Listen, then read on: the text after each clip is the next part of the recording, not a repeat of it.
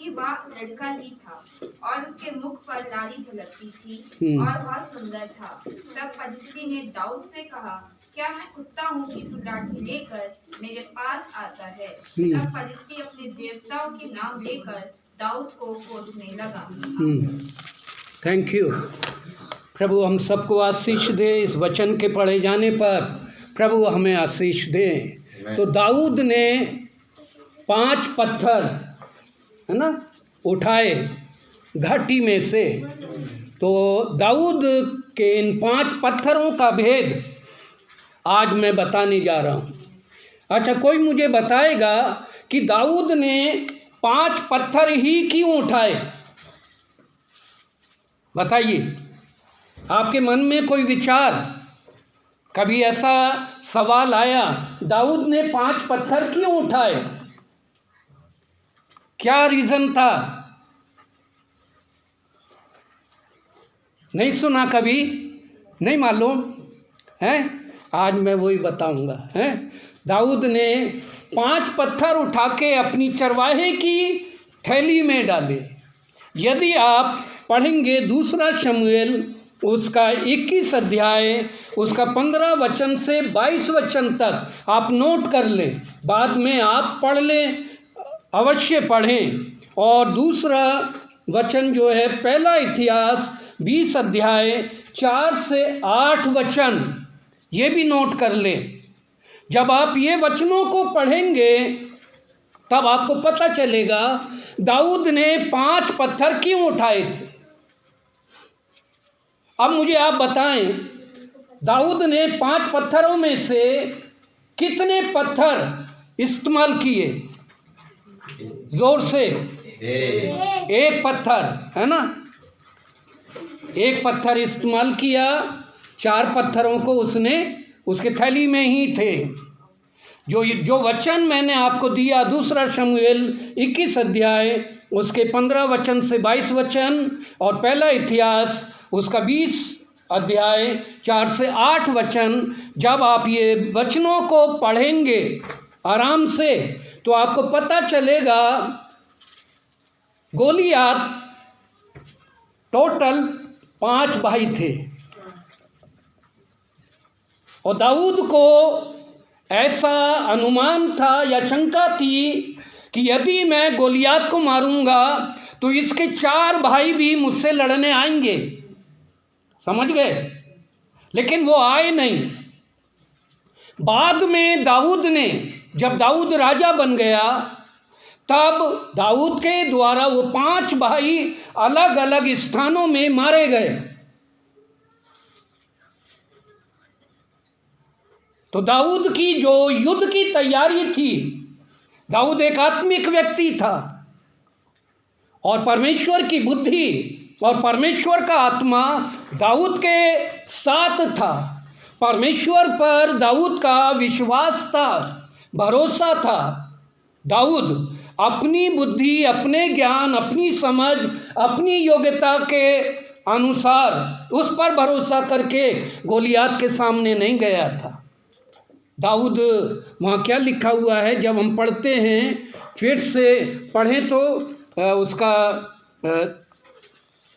43 वचन पढ़िए। तब फलिश्ती ने दाऊद से कहा, क्या मैं कुत्ता हूँ कि तू लाठी लेकर मेरे पास आता है? हाँ। तब फलिश्ती अपने देवताओं के नाम लेकर दाऊद को कोसने लगा। फिर फलिश्ती ने दाऊद से कहा, मेरे पास आ, मैं तेरा मांस आकाश के पक्षियों और वन पशुओं को दे दूंगा। हाँ, तो ये जो गोलियात यहाँ कह रहा है, तब फलिश्ती ने दाऊद से कहा, क्या मैं कुत्ता हूँ कि तू लाठी लेकर मेरे पास आता है? और मेरे पास आ, मैं तेरे मांस को, तुझे मारकर तेरे मांस को अपने देवी देवताओं को, आकाश के पशु पक्षियों को खिला दूंगा, आकाश के पक्षियों को खिलाऊंगा। और गोलियात ने दाऊद को कोसा, श्राप दिया। उन दिनों में युद्ध की एक व्यवस्था थी, जो जीतेगा और अपने सबसे प्रभावशाली शत्रु को मारेगा तो वो उसकी गर्दन काटेगा और उसका मांस जो है वो अपने देवी देवताओं को बलि करके चढ़ाएगा।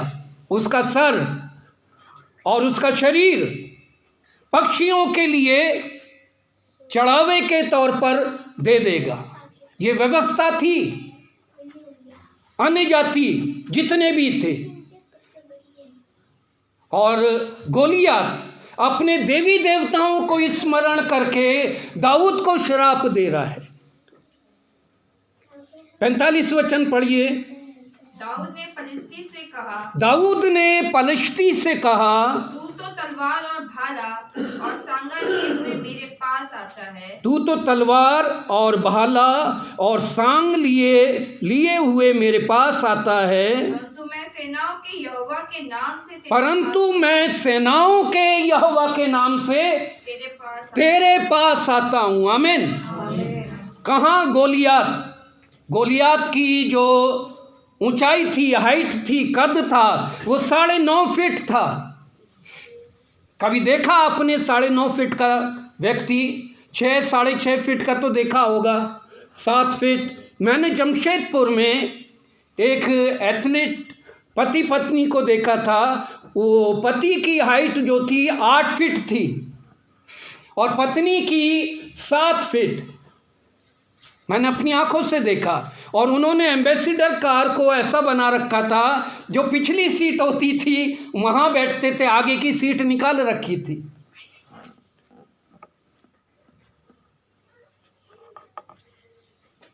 तो होते हैं ऐसे लोग। और उन दिनों में प्राय पलिश्ती जाति में ये 5 भाई जो गोलियात के थे, उनके नाम भी हैं। जो वचन मैंने दिए हैं बाकायदा उनके नाम वहाँ पर हैं। और वो सब एक ही कद काठी के थे। गोलियात अपने देवी देवताओं के नाम लेकर दाऊद को श्राप दे रहा है। लेकिन दाऊद ने क्या कहा? तू अपने भाले और अपनी तलवार, अपने सांग को लेकर मेरे आया हुआ है। मैं यहोवा परमेश्वर के नाम से तेरे पास आया। आमीन, हालेलुया। हम मसीही लोगों का एक युद्ध है। हम एक आत्मिक युद्ध में हैं। और हमारा युद्ध लहू और मांस से नहीं, अंधकार की शक्तियों के साथ है। बाइबल बताती है, इफिसी 6 अध्याय उसके 12 वचन में लिखा हुआ है कि हमारा ये मली युद्ध। हेलो ये तीनों बहनों, दूर बाहर टाइम नहीं मिलता तुम लोगों को बात करने का। चर्च में आके इतनी बात, बाप रे, अच्छा नहीं लगता बेटा। काहे के लिए आए चर्च में?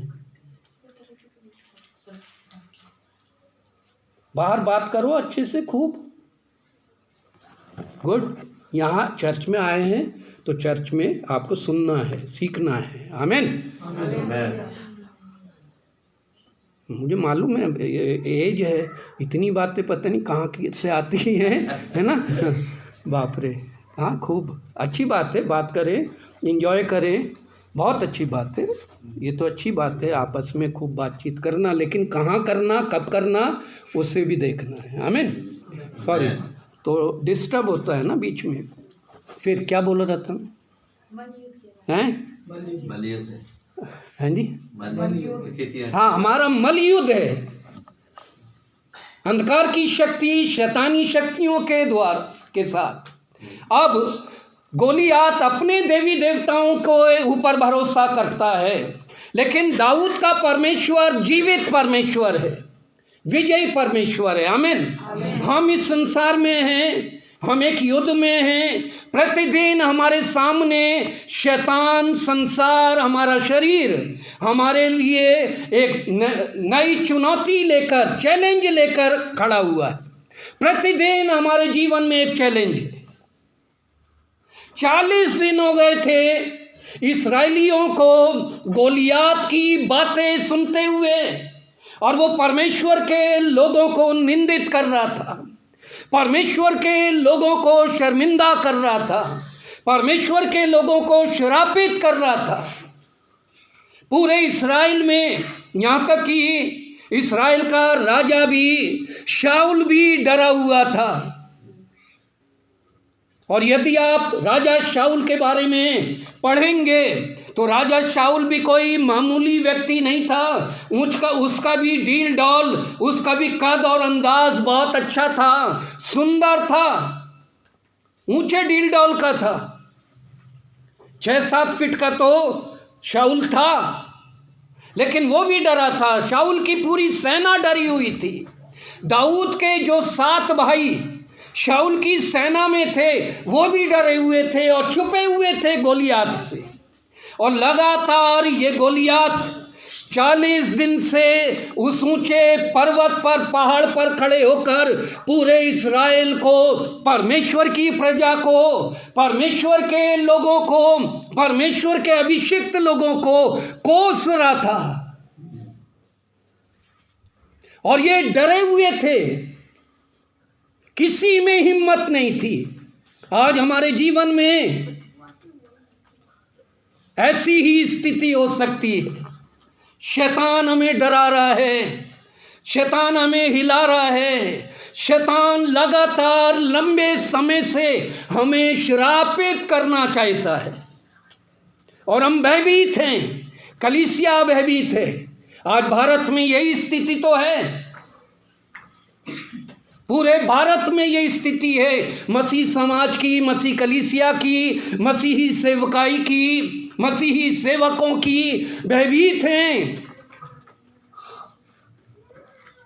कोई भी ऐसा व्यक्ति नहीं है जो गोलियात का, उस शैतान का सामना कर सके। आमीन।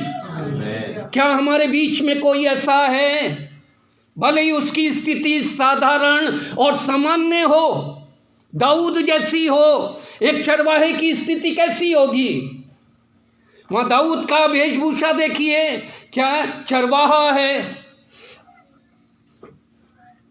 चरवाहे की लाठी उसके पास है, चरवाहे की थैली उसके पास है, चरवाहे की गोफन है, बस इसके अलावा दाऊद के पास कुछ भी नहीं है।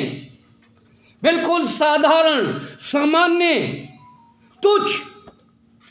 तभी तो गोलियात कह रहा है कि तूने क्या मुझे कुत्ता समझा है, इतना मामूली समझा, इतना साधारण समझा है कि तू एक लाठी लेकर मेरे पास आया है।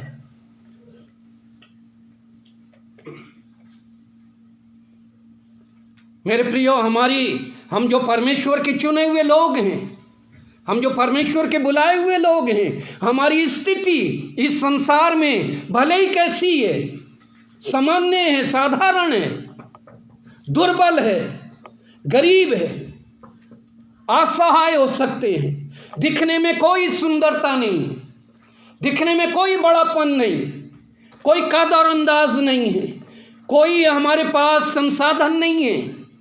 जैसे गोलियात के पास सब कुछ थे, युद्ध के सारे हथियार थे, एक व्यक्ति उसकी ढाल लेकर उसके सामने चलता था। यदि कंपेयर करें, तुलना करें, आज कलीसिया के पास क्या है, मेरे और आपके पास क्या है? हम माना कि ठीक है, हम अच्छे हैं, खाने पीने का साधन है, नौकरी है, घर है, कपड़े हैं, सब कुछ है। इसका मैं इन बातों के ऊपर चर्चा नहीं कर रहा हूँ। आत्मिक रीति से शैतान की ताकत, शैतान का अधिकार, शैतान की प्रभुता और हमारी ताकत, हमारी जो योग्यता है, हमारी क्षमता है, दोनों का आपस में कोई मेल है? दाऊद और गोलियात का क्या मेल?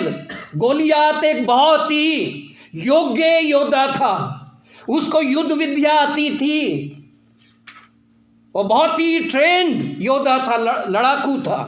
दाऊद ने कभी भी किसी भी लड़ाई में कोई भी भाग नहीं लिया था।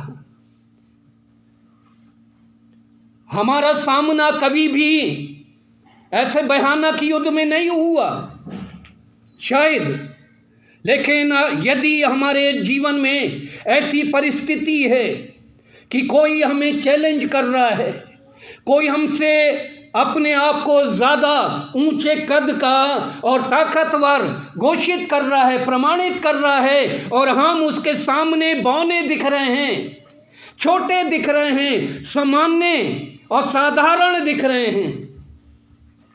दाऊद की स्थिति ऐसी ही तो थी। दाऊद को देखकर गोलियात जो बोल रहा था बिल्कुल सही है, लेकिन दाऊद का विश्वास क्या था? मैं यहोवा के नाम पर आया हूं। आमीन। मेरे और आपके पास क्या है? मेरे और आपके पास बड़ी सेना नहीं है, बड़ा साधन नहीं है, बड़ा अच्छा स्वास्थ्य नहीं है, अच्छे हथियार नहीं है, अच्छी योग्यता नहीं है, अच्छा बैकग्राउंड नहीं है। हमारी स्थिति, हमारे घर, हमारे परिवार, हमारे जीवन की स्थिति, आत्मिक स्थिति प्रबल होनी चाहिए। हालेलुया। बाइबल में लिखा है परमेश्वर ने मिट्टी के पात्रों में अपना आत्मिक धन रखा हुआ है। आमीन। तुम चुना हुआ वंश राजपदधारी हो। कुरिन्थियों की पत्री में लिखा है अपने बुलाए जाने को सोचो कि परमेश्वर ने किन को बुलाया, किन को चुना, है ना? जो दुर्बल हैं, जो कुछ भी नहीं थे, उन्हें बुला लिया। हालेलुया। अगर सांसारिक तौर पर देखा जाए और आंका जाए, हमें परखा जाए, हम अयोग्य हैं, है ना? हम अयोग्य हैं। मसीहों को, क्रिश्चियन लोगों को तुच्छ समझा जाता है, छोटी जाति समझेंगे कि ये अशुद्ध हो गए, अछूत हो गए, नीची जाति हो गए, इनके साथ उठना बैठना बेकार है, हमारी निंदा होगी, हमसे घृणा की जाएगी। लेकिन परमेश्वर ने ऐसो ही को चुन लिया, ताकि निर्बुद्धियों को चुना, ताकि बुद्धिमान लज्जित हो जाएं। आमीन। दुर्बलों को चुन लिया कि बलवान लज्जित हो जाएं। क्या मेरे और आपके जीवन से वो लज्जित हो रहा है? मनुष्यों की बात नहीं, जो शैतान अपने को परमेश्वर के स्वरूप समझता है, संसार का स्वामी मानता है, संसार का ईश्वर बना रखा है उसने कि ये सब कुछ मेरा है ना? उसने कहा, उसने दावा किया, और किसके सामने दावा कर रहा है? शैतान ने ये बात किससे कही कि ये सब कुछ मेरा है, मुझे प्रणाम कर, मुझे सजदा कर, मैं तुझे दे दूंगा। किससे कहा था? यीशु कौन है? प्रभु परमेश्वर, परम प्रधान परमेश्वर, सृष्टिकर्ता। ये जानते हुए भी शैतान कह रहा है। क्या शैतान का था सब कुछ? बताइए, था शैतान का सब कुछ? बोलिए हाँ या ना। था। उसने आदम से छीन लिया था, आदम से ले लिया था।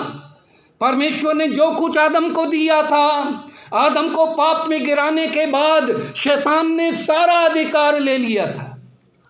इसलिए शैतान कह सकता है परमेश्वर ने हमें आशीष दी है, हमें चुना है, हमें परिपूर्ण किया है, भरपूर किया है, लेकिन शैतान हमारी आशीषों को चुरा सकता है, हमारी शांति को चुरा सकता है, हमारी सुंदरता को छीन सकता है, हमारे ऐशो आराम को छीन सकता है, वो हमें कंगाल बना सकता है। जैसे आदम और हवा को बनाया, बेघर कर दिया। बेघर किया या नहीं किया? सुंदर वाटिका से निकाल दिया। क्यों? क्योंकि परमेश्वर की दृष्टि में आदम और हवा ने पाप किया, परमेश्वर की आज्ञा का उल्लंघन किया, शैतान की बात को मान लिया। जहां यह होता है वहां निश्चय हमारे जीवन में पतन होता है। लेकिन परमेश्वर ने हमें चुना है, मुझे और आपको चुना है। Hallelujah, hallelujah. गोलियात यदि दाऊद को कुछ कह रहा है तो गोलियात बिल्कुल सही कह रहा है, लेकिन दाऊद जो कह रहा है वो भी बिल्कुल सही है। दाऊद ने क्या कहा? फिर से पढ़े 45 वचन। दाऊद ने फलिस्ती से कहा, तू तो तलवार और भाला और सांग लिए हुए मेरे पास आता है, परंतु मैं सेनाओं के यहोवा के नाम से तेरे पास आता हूँ। परंतु मैं सेनाओं के यहोवा के नाम से तेरे पास आता हूँ, जो इस्राएली सेना का परमेश्वर है। आमीन। मैं और आप किसके नाम से चल रहे हैं? मेरा और आपका जीवन किसके नाम पर आधारित है? किसके नाम पर टिका हुआ है? हम अपने जीवन के फैसले किसके नाम पर कर रहे हैं? किस पे भरोसा है? मेरा और आपका भरोसा यहोवा परमेश्वर पर होना चाहिए। आमीन, हालेलुया। यदि हमारा भरोसा हटा और हम पराजित हुए, दाऊद का भरोसा परमेश्वर पर था, क्योंकि परमेश्वर और दाऊद आपस में एक वाचा में जुड़े हुए थे। दाऊद को मालूम था, यदि मैं विश्वास योग्य रहूंगा अपने पिता परमेश्वर के लिए और मैं उस पर भरोसा रखूंगा, वो कभी भी मुझे ना छोड़ेगा ना त्यागेगा। वो कभी मुझे लज्जित नहीं होने देगा, कभी पराजित नहीं होने देगा, कभी भी मुझे मरने नहीं देगा। इस अन्य जाति दुष्ट के द्वारा मुझे कभी भी पराजित नहीं होने देगा। वो मेरी रक्षा करेगा, मेरे अपने लोगों की रक्षा करेगा, अपने देश की रक्षा करेगा। आमीन, हालेलुया। इस्राएल देश जो कनान है, वो किसका दिया हुआ था? वो परमेश्वर का तोहफा था, परमेश्वर का गिफ्ट था अपने चुने हुए लोगों के लिए। आमीन। परमेश्वर ने जो उपहार हमें दिया है उसे कोई भी छीन नहीं सकता। जो आशीष परमेश्वर ने मेरे और आपके लिए रखी है उससे कोई भी हमें वंचित नहीं कर सकता है, लेकिन शैतान वंचित करना चाहता है। दाऊद इस भेद को जानता था। अकेला दाऊद, पूरे इस्राएल में कोई भी नहीं है। यदि हम में से एक जन खड़ा हो जाए तो बहुत कुछ हो सकता है। हालेलुया। यशायाह 43 अध्याय में क्या लिखा हुआ है? मैं तेरी संगति कूश को और सबा को दे दूंगा। आमीन, हालेलुया। परमेश्वर इतना हमसे कंसर्न है, परमेश्वर इतना हमें प्यार करता है, परमेश्वर को इतनी हमारी चिंता है। केवल एक जन खड़ा हो जाए दाऊद के समान। आज आपके परिवार में, आपके घर में, आपके कुटुंब में या आपके गांव में, आपकी कलीसिया में कोई भी एक जन दाऊद के समान उन तमाम गोलियात का सामना करने वाला होना चाहिए। आमीन। क्या हम हैं? हम खड़े हों, अपनी स्थिति को ना देखें। जो कुछ हमारे पास है, वो चरवाहे का वस्त्र, वो चरवाहे की लाठी, वो चरवाहे की थैली, वो चरवाहे की गोफन, वो चरवाहे का जो रूप रंग है, उसको दाऊद ने बदला नहीं। दाऊद ने उसको बदला नहीं। यदि आप पढ़ेंगे और ध्यान से पूरे अध्यायों को, जब शाऊल राजा को पता चला और उसको खबर दी गई, उसने दाऊद को अपने पास बुलाया और सारी बातें सुनी। जब दाऊद का इंटरव्यू ले रहा था शाऊल, तब दाऊद ने बताया कि मैंने शेर को कैसे मारा, मैंने भालू को कैसे मारा, कैसे मैंने अपनी भेड़ों की रक्षा की। तब शाऊल ने दाऊद को राजकीय युद्ध के उन तमाम शस्त्रों से, जितने भी शस्त्र थे, हथियार थे, जितने भी साधन थे, टोप हो, झिलम है, पटुका है, सारी चीज़ें जो युद्ध में जाने के लिए एक राजा जैसे जाता है, उन तमाम चीज़ों को पहनाया। दाऊद उन्हें पहनकर चला और दाऊद उन्हें पहनकर चल नहीं पाया और दाऊद ने उन तमाम शस्त्रों को उतार दिया, उनका इस्तेमाल नहीं किया। वो अपनी छड़ी, अपना झोला और अपनी गोफन लेकर ही पहुंच गया, बिल्कुल एकदम निहत्था, कोई भी उसकी सुरक्षा नहीं थी। लेकिन दाऊद का भरोसा क्या था? मैं यहोवा परमेश्वर के नाम से आया हूँ। आमीन। सेनाओं के यहोवा परमेश्वर के नाम से आया। जो इस्राएली सेना का परमेश्वर है। मेरे प्रियो, आज हम शैतान से युद्ध कर रहे हैं, शरीर से युद्ध कर रहे हैं, प्रतिदिन की समस्याओं से युद्ध कर रहे हैं। हमारे पास साधन क्या है? बताइए, आप अपनी समस्याओं का हल कैसे निकाल रहे हैं? जुगाड़बाजी से है, इधर से नहीं तो उधर से, उधर से नहीं तो इधर से, करते या नहीं? यहाँ से नहीं काम बनेगा तो वहाँ से, अगर टेबल के ऊपर से नहीं बन रहा है तो नीचे से, है ना, दे देंगे हैं घूस। कई बार हमारे मसीह लोग भी ऐसा करते हैं, जल्दबाजी में हो जाए, काम अच्छा हो जाए, पूरा हो जाए, प्रार्थना नहीं करते। हम कई बातों के लिए प्रार्थना करते ही नहीं हैं। पास्टर जी बोल भी रहे थे, अगर हम प्रार्थना करें और भरोसा रखें, भले ही देरी होगी, सवेर होगा, लेकिन हमारा परमेश्वर प्रार्थना करने वाले लोगों को, विश्वास करने वाले लोगों को, भरोसा करने वाले लोगों को कभी लज्जित नहीं होने देगा। आमीन, हालेलुया, हालेलुया, कभी लज्जित नहीं होने देगा। हम क्या कर रहे हैं? हम अपने मसीह जीवन की कैसी गवाही तैयार कर रहे हैं? दाऊद के समान हम अपने परमेश्वर यहोवा पर भरोसा रखें। आमीन, हालेलुया। अब 5 नंबर, दाऊद ने 5 पत्थरों को उठाया और उसको थैली में रखा, एक पत्थर को इस्तेमाल किया। बाइबल में 5 नंबर जो है वो अनुग्रह का नंबर है। 5 नंबर अनुग्रह का नंबर है। 1 नंबर परमेश्वर का नंबर है। 4 नंबर वो मनुष्य का नंबर है। 4 और 4 नंबर फाउंडेशन, कलीसिया की नेव, प्रेरित, भविष्यद्वक्ता, उपदेशक, है ना, शिक्षक। कलीसिया की जो नेव है, वो फाउंडेशन है, वो चौकोर है, 4 है। और यीशु मसीह कलीसिया के कोने के सिरे का पत्थर है। अब ये जो एक पत्थर दाऊद ने इस्तेमाल किया वो तो ठीक है, जो इस्तेमाल हो गया, लेकिन जो 4 पत्थर बच गए, अब उनके बीच में बहुत ज़्यादा तनाव हो गया, बहुत ज़्यादा। मुझे क्यों नहीं लिया?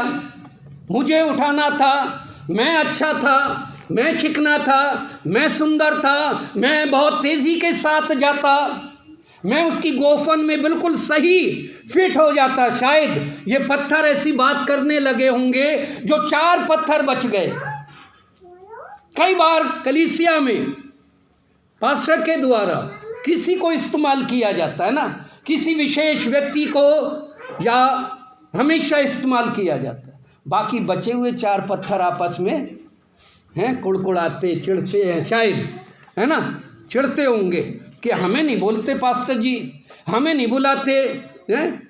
जितेश को ही बोल रहे हैं, आकाश को ही बोल रहे हैं। लेकिन वो 4 पत्थर गलतफहमी में थे। जब समय आया, दाऊद ने उनको भी इस्तेमाल किया। Hallelujah, hallelujah. और ये जो थैली है जिसमें ये पत्थर रखे गए, यदि आप सॉन्ग ऑफ सोलोमन है ना, श्रेष्ठ गीत, हाँ, प्लीज पढ़िए तो उसका 2 अध्याय 13 वचन। ये जो थैली है किसको दर्शाती है? बैग। अंजीर पकने लगे और दाख लगता है। हैं जी, श्रेष्ठ गीत 2 अध्याय का 13 वचन जी। क्या? अंजीर पकने लगे हैं, हाँ, और दाख लगता है, फूल रही हैं, हाँ, वे सुगंध दे रही हैं। हाँ। हे मेरे प्रिय, हे मेरी सुंदरी, उठकर चली आ। हैं ये वचन हैं जी? नहीं, वो बैग के बारे में कि तू थैले के समान है, ऐसा वचन। तू लोबान की थैली के समान है। ये वचन सुलेमान, इसमें श्रेष्ठ गीत में एक वचन आया है जो प्रेमिका अपने प्रेमी के लिए, कलीसिया प्रभु यीशु के बारे में कह रही है।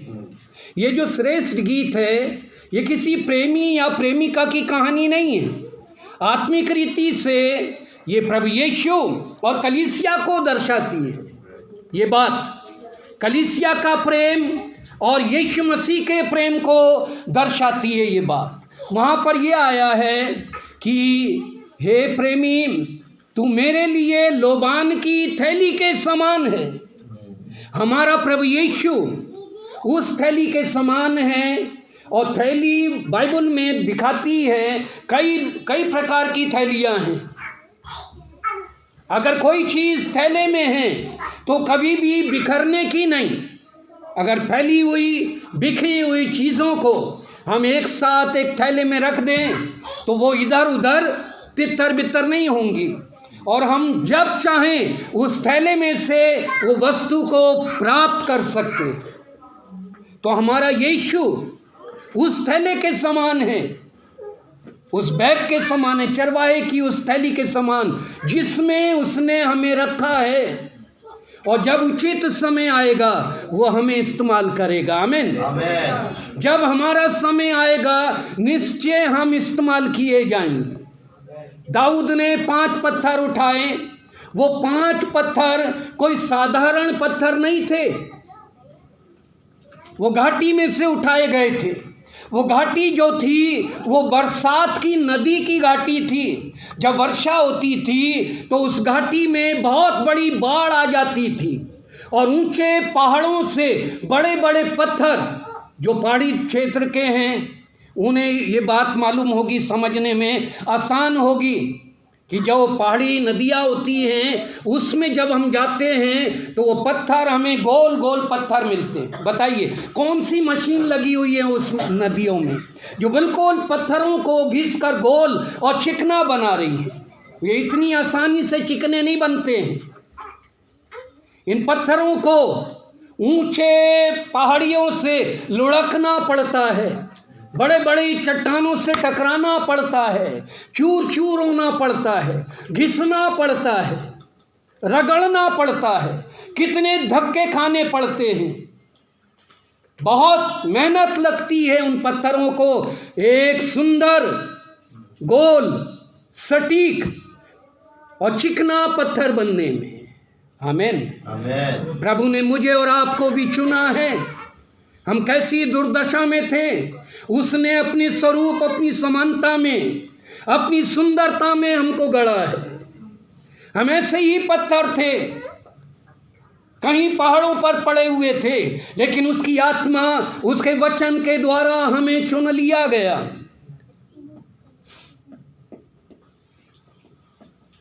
और जब हमें चुना तो हमारा अनुभव कैसा हुआ? उन पत्थरों के समान। कितनी बार हमें टक्कर लगी, कितनी बार हम आजमाइशों से गुजरे, कितनी बार हमें दर्द सहना पड़ा, कितनी बार दुख उठाना पड़ा, कितनी बार हमें चोटें लगी, कितनी बार चैलेंज हमारे सामने आया। तब जाकर टूट टूट कर उतने साइज में बने वो पत्थर 5, और भी पत्थर होंगे, लेकिन दाऊद को जो पत्थरों की आवश्यकता थी, जो उसकी गोफन में इस्तेमाल किए जाएं, उन्हीं पत्थरों को उसने उठाया। हालेलुया। हालेलुया। जब हम बिल्कुल परमेश्वर के हाथ में इस्तेमाल करने के योग्य हो जाएंगे, बिल्कुल उस साइज में आ जाएंगे कि अब परमेश्वर एक ही बार में हमें इस्तेमाल करेगा और बड़े से बड़ा गोलियात एक ही बार में नीचे आ जाएगा। हालेलुया। हालेलुया। दूसरे बार उसको निशाना लगाने की ज़रूरत नहीं पड़ी दाऊद को। हालेलुया। मुझे और आपको ऐसा चिकना और मूल्यवान और योग्य काम आने वाला चिकना पत्थर बनना है। पतरस क्या कहता है? तुम चुना हुआ वंश हो, हैं? तुम जीवित पत्थरों की नाई आत्मिक घर बनते जाते हो। जीवित पत्थरों की नाई। अभी हम प्रोसेस में हैं, अभी हम रगड़े जा रहे हैं, अभी हमारा शेप पूरा तैयार नहीं हुआ है कि हम उस प्रभु यीशु की गोपन में फिट आ जाएं। आमीन। चिंता ना करें, एक दिन निश्चय प्रभु यीशु हमें अपने उस थैले में से निकाल कर इस्तेमाल करेगा। हम तैयार रहें, हम पूर्ण रीति से अपने चुने हुए प्रभु परमेश्वर के ऊपर भरोसा रखें, निराश ना हो, लज्जित ना हो। हमारा बुलाने वाला सच्चा है, हमारा बुलाने वाला विश्वास योग्य है, वो हमें विजयी करेगा। आमीन। दाऊद के 5 पत्थर मेरे और आपके लिए एक नमूना है, उदाहरण है। आमीन। Hallelujah, hallelujah. और भी इसमें हैं, आज मैंने मिक्स करके बताया कुछ, लेकिन इसमें अभी नेक्स्ट है दाऊद की चरवाहे की थैली, ठीक है। फिर उसके बाद आएगा चरवाहे की लाठी, उसके बारे में भी मैं आपको बताऊंगा। God bless. हालेलुया, हालेलुया, आमीन। प्रभु के लिए ताली बजाएं। प्रभु हम सबको बहुत आशीष दे। Thank you.